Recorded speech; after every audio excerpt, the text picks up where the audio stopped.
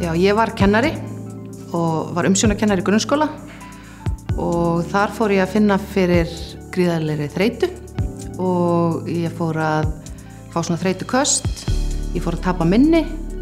Já, ég átta mig á því að það er ekki allt eins og það á að vera þegar ég er að keyra bíl og ég veit ekki hvert ég er að fara. Það er eins og slokkna á hausnum á mér. Ég get ekki vita hvort ég er að fara að sækja barn eða hvort ég er að fara út í búð. Þarna er mómenti sem ég veit, það þarf eitthvað að skoða þetta, ég get ekki verið svona.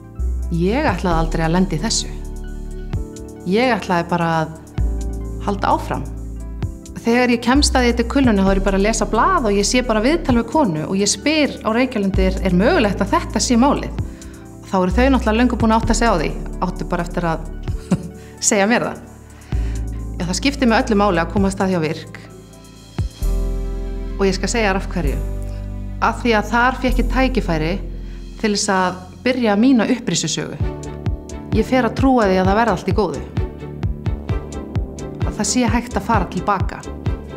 Ég var send frá Virk í sundleikfimi. Ég var send til sálfræðings sem hreinlega bjargaði lífi mínu. Ég var send í dáleiðslu. Ég var send í sjúkraþjálfun. Ég fór að trúa því að ég gæti komist tilbaka. Að ég yrði aftur í lagi og ég yrði ekki bara sjúklingur. Í dag vinn ég við sálgæslu og það er einhvern veginn, það er svo mikill sigur. Það er svo mikill sigur í því að gera það sem þið dreymdum og gera það sem þú ætlaðir alltaf að gera.